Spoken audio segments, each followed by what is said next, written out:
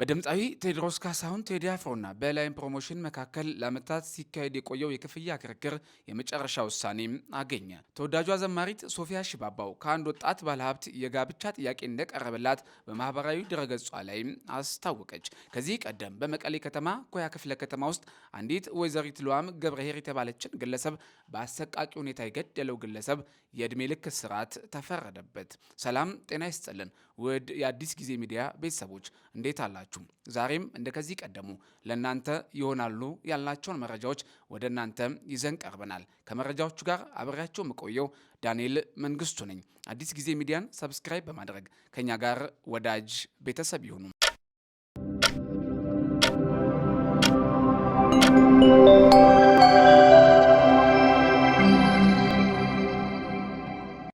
ወደ መረጃዎቹ እንለፍ። በድምፃዊ ቴዎድሮስ ካሳሁን ቴዲ አፍሮና በላይን ፕሮሞሽን መካከል ለዓመታት ሲካሄድ የቆየው የክፍያ ክርክርን በተመለከተ የፌዴራል ጠቅላይ ፍርድ ቤት ሰበር ሰሚ ችሎት በሰጠው የመጨረሻ ውሳኔ ለዓመታት ሲያከራክር የቆየው በመጨረሻም እልባት አግኝቷል። በዚህም ሊገባደድ ባለው ሳምንት መጀመሪያ አካባቢ ማለትም ማክሰኞ ጥቅምት 25 ቀን 2018 ዓ.ም በሀገሪቱ ሕግ በፍርድ ቤት ደረጃ የመጨረሻ ውሳኔ ሰጪ አካል በሆነውና 5 ዳኞች በተሰየሙበት የሰበር ሰሚ ችሎት ውሎ ፍርድ ቤቶች የሰጡትን ውሳኔ በማጽናት ላይን ፕሮሞሽን ለድምፃዊ ቴዎድሮስ ካሳሁን የሚገባውን 5 ሚሊዮን ብር እንዲከፍል ወስኗል። የክርክሩ መነሻ የሆነው ዋነኛው ጉዳይ ደግሞ ድምፃዊ ቴዎድሮስ ካሳሁን የካቲት 14 ቀን 2012 ዓ.ም በመስቀል አደባባይ ላቀረበው ኢትዮጵያ ወደ ፍቅር ጉዞ የተሰኘ የሙዚቃ ኮንሰርት ካዘጋጁ ከላይን ፕሮሞሽን ጋር የገባው ውል መጣሱን ተከትሎ ነው።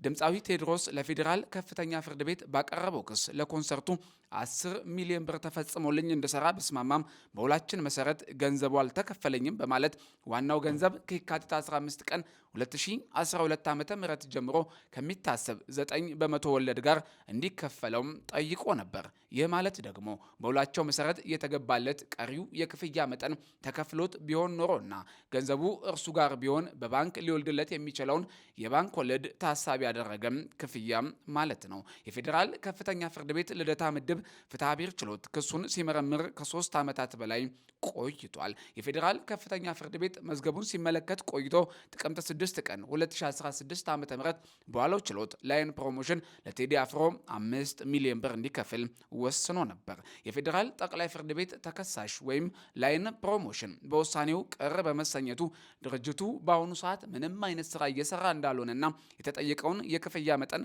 መክፈል እንደማይችልም በመግለጽ ለጠቅላይ ፍርድ ቤት ይግባኝ ቢጠይቅም ጠቅላይ ፍርድ ቤቱ የከፍተኛውን ፍርድ ቤት ውሳኔ በማጽናት ይግባኙን ውድቅ አድርጎታል። የአፈጻጸም ክስና የሰበር ይግባኝ ቴዲ አፍሮ ገንዘቡ እንዲከፈለው የአፈጻጸም ክስ ከፈተ። ሆኖም የተከሳሽ ጠበቃ ህዳር 25 ቀን 2017 ዓ.ም በነበረ ችሎት የስር ፍርድ ቤት ውሳኔን በመቃወም ለሰበር ሰሚ ችሎት ይግባኝ አቅርበናል፣ እንዲሁም ድርጅቱ ስራ እየሰራ ባለመሆኑ ገንዘብ የለውም፣ ለመክፈል እንቸገራለን በሚል በድጋሚ ምላሽ በመስጠት ክፍያውን ለማስቆም ሞክረው ነበር። ያም ቢሆን ግን ፍርድ ቤቱም የመጨረሻ ውሳኔውን ሊያስተላልፍ ችሏል። የሰበር ሰሚ ችሎቱ የተከሳሽን የመጨረሻ የይግባኝ ጥያቄ መርምሮ ቀደም ብሎ ለቴዲ አፍሮ የ5 ሚሊዮን ብር ክፍያ ይፈጸም የተባለውን ውሳኔ አግባብ ነው ሲል የስር ፍርድ ቤቶቹን ውሳኔ በማጽናት መዝገቡን ዘግቷል።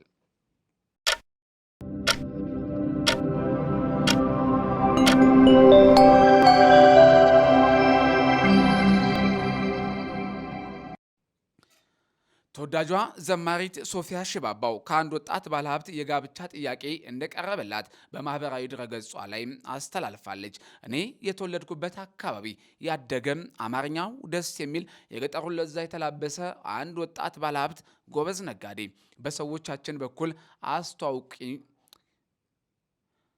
እኔ የተወለድኩበት አካባቢ ያደገም አማርኛው ደስ የሚል የገጠሩን ለዛ የተላበሰ አንድ ወጣት ባለሀብት ጎበዝ ነጋዴ በሰዎቻችን በኩል አስተዋውቁኝ ብሎም ተዋወቀኝ። ምን ያህል ስራዎችን እንደሚያደንቅና እንደሚወደኝ ነግሮኝ የጋብቻ ጥያቄ አቀረበልኝ። እኔም ስለ ቀና አመለካከቱ አመስግኜ በጌታ ነው ወይ ብዬ ስጠይቀው አይ ጌታን አልተቀበልኩም፣ አንቺ ጥያቄን ከተቀበልሽኝ ጌታን እቀበልልሻለሁ አለኝ ትላለች ሶፊያ ሽባባው። ልጁ ፍጹም የዋህና ቀጥተኛ ሰው ነው። እኔም ለኔ ብለህ ሳይሆን ለራስ ብለህ ተቀበል ብዬ ጌታን የመቀበል ጥቅሞቹን አስረዳው። ከዚያም አንድ የምወደው አገልጋይ ጠርቼ እሱ እንዲጸልይለት አደረግኩኝ። በንጋታው ይሄው ነጋዴ ደውሎ እሳ አለኝ፣ ጌታን ተቀበልኩ፣ በይ አሁን ፍቅራችንን እንጀምር ሲለኝ አሁን የደህንነት ትምህርት ተማር፣ ከዚያ በኋላ ነው ደግሞ የጌታ ፈቃድ መሆኑን መወያየትም መጸለይም የሚቻለው፣ አሁን ስለምንም ጉዳይ ማውራት አይፈቀድም አልኩት። እና ከተማርኩ በኋላ እንጃልህ ብትይኝስ ሲለኝ እና በመማርህ የዘላለም ሕይወት አትርፈ መሄድ ነው፣ ምንም አትጎዳም ስለው ብዙም አልተዋጠለትም።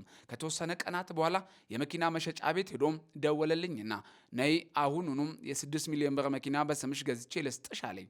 የምሩን እኔን ለማስደሰትና ለማሳመን አስቦ ነበር። እኔም ቆጣ ብዬ ምን ለማለት ፈልገ ነው ይሄ ለእኔ ስድብ ነው ስለው ብስጭት ብሎ አሬድፋሽ ምኒቱ ናት አያ አለ። አዎ ንቀት ነው ስለው አረልም ያርግሽ አለኝ። እንደዚህ ማለቱ በጣም አሳቀኝ። ቆጣ ብሎ እኔ ላንቺ ካለኝ ትልቅ አክብሮት እንጂ ለማንም ልጅ አገርን እንኳን ፈጽሞ የማላደርገውን ነው ላንቺ አስቤ ልግዛልሽ ያልኩሽ ሲለኝ የኔ ዋጋ እኮ ከልጅ አገረድ ዋጋ እጅግ ይበልጣል ስለው እየሳቀ ተይ እንጂ የሁለት ልጆች እናት መሆንሽን አትርሺ ሲለኝ እኔ ስላከበርኩሽ ነው ልግዛልሽ ያልኩሽ ሲለኝ እኔም በገንዘብ ልታሳምነኝ መሞከር ከክብሬ አውርዶ የሚፈጠፍጠኝ እንጂ የሚያከብረኝ አይደለም፣ አርፈ የእግዚአብሔርን ቃል ተማር ብዬ ዘጋውበትና የሩቅ ወዳጆች ሆነን ቀረን ትላለች ሶፊያ ሽባባው። በመጨረሻ መልእክቷም እንዲህ ትደመድማለች። ወንዶች ሁሉ ራሳቸውን ለፍቅር ወይም ለትዳር ብቁ ለማድረግ ቀዳሚው የእግዚአብሔር ቃል ነው። በትዳር ውስጥ ገንዘብ በጣም አስፈላጊ ነው፣ ነገር ግን ዋናው ነገር አይደለም፣ ዋናው የእግዚአብሔር ቃል ነው ስትል ጽሑፏን ትደመድማለች።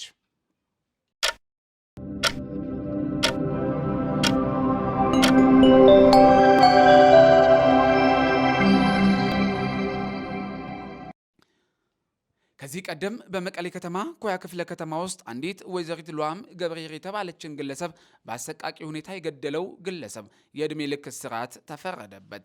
ለ2 ዓመታት ያህል በጭካኔ ግድያ ወንጀል ተከሶ ለ2 ዓመታት ያህል በጭካኔ ግድያ ወንጀል ተከሳሽ ሆኖ ሲከራከር የቆየ ወጣት አማኑኤል አረጋዊ በመጨረሻም የዕድሜ ልክ እስራት ተፈረደበት። ወይዘሪት ሉዓም ገብርኄር በ2016 ዓ.ም ወይዘሪት ሉዓም ገብርኄር በ2016 ዓ.ም በመቀለ ኩያ ክፍለ ከተማ ውስጥ በአሰቃቂ ሁኔታ መገደሏም ይታወሳል። ተጠርጣሪ ወጣት አማኑኤል አረጋዊ በወንጀሉ ተከሶ የቆየ ሲሆን ክሱን ሲክድ መቆየቱም ተገልጿል። የመቀለ ማዕከላዊ ፍርድ ቤት ዛሬ ጥቅምት 27 ቀን 2018 ነው። የመቀለ ማዕከላዊ ፍርድ ቤት ትናንት ጥቅምት 27 ቀን 2018 በዋለው ችሎት ወንጀሉ በግለሰቡ መፈጸሙን አረጋግጧል። በዚህ መሰረት ግለሰቡ የዕድሜ ልክ እስራት እንዲቀጣም ወስኗል። በችሎቱ ላይ የተገኙት የሟች ሉዓም ገብርኄር ቤተሰቦችና በሴቶች ጥቃት መካከል ዙሪያ የሚሰሩ የመብት ተሟጋቾች ፍርዱ አስተማሪነቱን መስክረው ለሌላ ሰውም መቀጣጫ ከመሆን ባለፈ አስተማሪም ነው ሲሉ አስተያየታቸውን ሰጥተዋል። ምንም እንኳን ውሳኔው የዘገየ መሆኑን ቢጠቅሱም ይህ ቅጣት ለሌሎች ጠንካራ መልእክት እንደሚያስተላልፍ መሆኑን አያስፈልግም። ምንም እንኳን ውሳኔው የዘገየ መሆኑን ቢጠቅሱም ይህ ቅጣት ለሌሎች ጠንካራ መልእክት እንደሚያስተላልፉ ተናግረዋል። በመጨረሻም ወጣቶች ከስሜት ስክነትና ከማናለብኝነት ወጥተው የኃላፊነት ስሜትን እንዲያስቀድሙ ሲሉም መክረዋል። ይህ ውሳኔ የወንጀሉን ክብደት የሚያሳይና ፍትህ እንዲሰፍን ምሳሌ የሚሆን ነውም ተብሎለታል። ውድ የአዲስ ጊዜ ሚዲያ ቤተሰቦች ለሰዓቱ የነበሩን መረጃዎች እነዚህ ይመስላሉ። እስካሁን ድረስ አብራችሁን ስለነበራችሁ እጅግ አድርገን እናመሰግናለን። አዲስ ጊዜ ሚዲያን ሰብስክራይብ በማድረግ ከኛ ጋር ወዳጅ ቤተሰብ ይሁኑ። ሰላም፣ ቸርን ሰንብት።